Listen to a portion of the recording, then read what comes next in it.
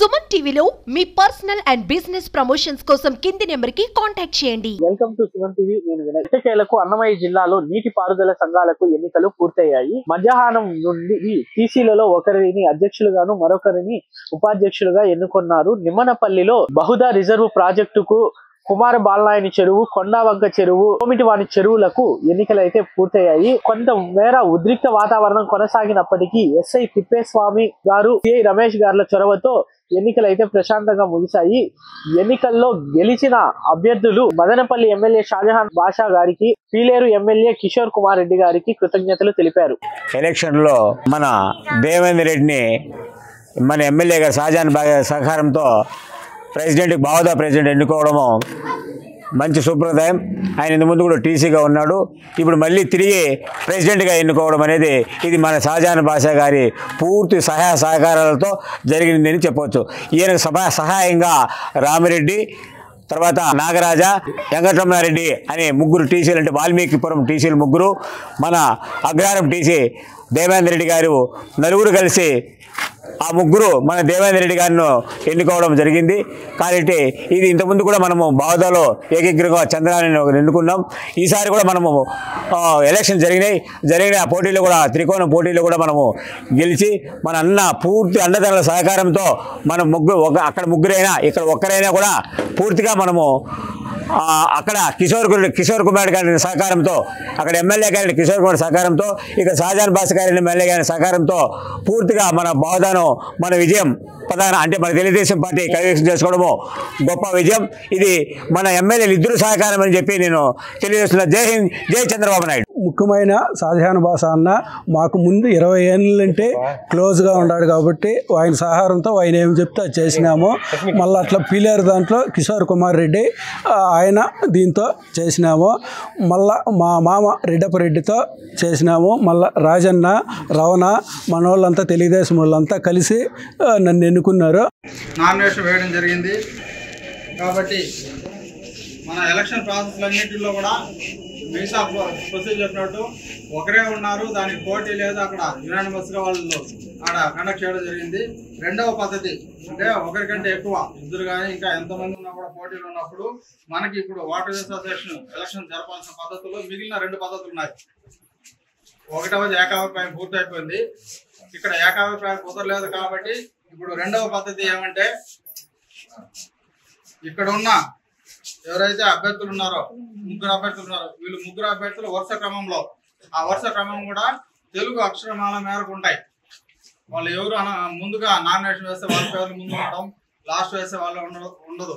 కాబట్టి తెలుగులో ఆల్ఫాబెటికల్ ఆర్డర్గా వచ్చినప్పుడు మనకి కూరపర్తి భాస్కర్ రెడ్డి, సన్ ఆఫ్ కూరపర్తి జయరాం రెడ్డి ఒకరు, తర్వాత బాలే రెడ్డప్ప, అంటే కా తర్వాత బా వస్తుంది కాబట్టి బాలే రెడ్డప్ప, సన్ ఆఫ్ బాల రెడ్డప్ప, తర్వాత పి అక్షరంతో 3వ అభ్యర్థి వచ్చినట్టు P Rama, son of P Venkatappa. వీరు ముగ్గురు కూడా మనకి ఇప్పుడు పోటీలో ఉండడం జరిగింది. కాబట్టి రెండవ పద్ధతిలో మనకి ఎలక్షన్ ప్రాసెస్ లో పద్ధతి ఏమంటే, ఈ అభ్యర్థి పేరు చెప్పినప్పుడు వాళ్ళకి అనుకూలంగా లేదంటే వాళ్ళకి ఎవరైతే ఓటేస్తారో వారు చేతులు పైకెత్తడం ద్వారా, చేతులు పూర్తిగా పైకెత్తి, అప్పుడు పైకెత్తినప్పుడు వాళ్ళంతా కూడా కౌంట్ చేయడం జరుగుతుంది. మనకి విశాలంగా ప్రదేశం ఉంటే ఆ క్యాండిడేట్ అభ్యర్థిని అక్కడ పెట్టి ఆ అభ్యర్థి సైడ్ అందరూ నిలబెట్టి ఉండవచ్చు. కానీ ఇక్కడ మీకు చాలా ఇబ్బంది అవుతుంది అనుకుంటా అలా చేస్తే. కాబట్టి అభ్యర్థి 1వ పేరు చెప్పడం జరుగుతుంది. అప్పుడు అతనికి ఎవరైతే అనుకూలంగా ఓటు వేయదలుచుకున్నారో వారు చేతులు పూర్తిగా పైకెత్తితే అవన్నీ కూడా కౌంట్ చేసుకోవడం, ఆ వీడియో రికార్డింగ్, ఆడియో రికార్డింగ్ అన్నీ కూడా అవుతాయి. కాబట్టి ఎవరు తప్పు చేయకూడదు. ఓటర్లు తప్పు చేసినా ఎవరు చేసినా తప్పు అవుతుంది. కాబట్టి తప్పు చేయకుండా వాళ్ళకి ఓటు వేసుకోవచ్చు చేతులు పైకెత్తడం ద్వారా. రెండవ అభ్యర్థి పేరు చెప్పినప్పుడు ఎవరైతే ఇదివరకే 1వ అభ్యర్థికి ఓటు వేస్తారో వాళ్ళు ఎట్టి పరిస్థితుల్లో మిగిలిన అభ్యర్థులకు వేయడానికి లేదు. కాబట్టి రెండవ అభ్యర్థికి ఎవరు ఓటు వేయదలుచుకున్నారో వారు వేయచ్చు, 3వ అభ్యర్థికి వేసేవారు వారు వేయచ్చు. ఇక్కడ ముగ్గురికి ఇట్లా ఓట్లు వచ్చినప్పుడు ఎవరికైతే అత్యధిక ఓట్లు మెజారిటీగా వస్తాయో, క్లియర్గా వచ్చినప్పుడు, అంటే ఇద్దరికి సమానంగా కానీ ముగ్గురికి సమానంగా వచ్చినప్పుడు తప్ప, ఒక అభ్యర్థికే ఒక్కరికే ఓట్లు మెజారిటీగా వచ్చినప్పుడు ఇక్కడ ఓటింగ్ పాల్గొన్న వాళ్ళలోనే, అంటే ఓటు ఎవరైతే వేస్తారో మనకి జనరల్ ఎలక్షన్ లాగా వాళ్ళలో ఎవరైతే ఏ అభ్యర్థికి అయితే ఎక్కువ ఓట్లు పోల్ అవుతాయో ఎవరికి అనుకూలంగా ఓటేస్తారో వారిని గెలిచిన అభ్యర్థిగా టీసీ మెంబర్ సభ్యునిగా ఎన్నుకోవడం జరుగుతుంది. కాబట్టి ఆ ప్రాసెస్ లో ఈ రెండవ ప్రాసెస్ కూడా ఒప్పుకోనప్పుడు, లేదంటే జరగనప్పుడు, లేదంటే అక్కడ మెజారిటీ రానప్పుడు మూడవ పద్ధతికి వెళ్లాల్సిన అవసరం ఉంది. కాబట్టి మూడవ పద్ధతి లాస్ట్. ఆ మూడవ పద్ధతి ఏమంటే ఓటర్ స్లిప్లు ఇచ్చి ఓటింగ్ నిర్వహించడం. ఇది వరలో ఓపెన్ బ్యాలెట్ పెట్టి ఓటింగ్ నిర్వహించడానికి ఉండేది ఈ ఎలక్షన్లో. కానీ ఇప్పుడు మన హానరబుల్ హైకోర్టు ఆర్డర్స్ మేరకు ఆ ఓటింగ్ మూడో పద్ధతిలో జరిగితే దాన్ని సీక్రెసీ ఆఫ్ ఓటింగ్ నిర్వహించమని చెప్పడం జరిగింది. కాబట్టి ఓటర్లకి స్లిప్లు ఇచ్చి వాళ్ళు పోయి ఓటు వేసి, అంటే ఓటర్ స్లిప్ ఉంటుంది, దాంట్లో ఒక బాక్స్ ఉంటుంది. 1 అభ్యర్థి అయితే 1 రాస్తారు, 2 అయితే 2, 3 అయితే 3 రాసి వాళ్ళు అక్కడ ఓటర్ స్లిప్ని మడిచి నిలువుగా అడ్డుగా మడిచి అక్కడ వేయాల్సి ఉంటుంది. ఆ స్లిప్లు అన్నింటిలో కూడా ఆథరైజ్గా PO సంతకం ఉంటుంది. అవన్నీ కూడా ఓటర్ స్లిప్స్ కూడా ఒకవేళ రెండవ పద్ధతి కాకపోతే మూడో పద్ధతి ఓటర్ స్లిప్స్ సిద్ధంగా ఉన్నాయి. కాబట్టి రెండో పద్ధతిలో పూర్తి అయిపోతే మూడో పద్ధతి ఉండదు, జరగదు.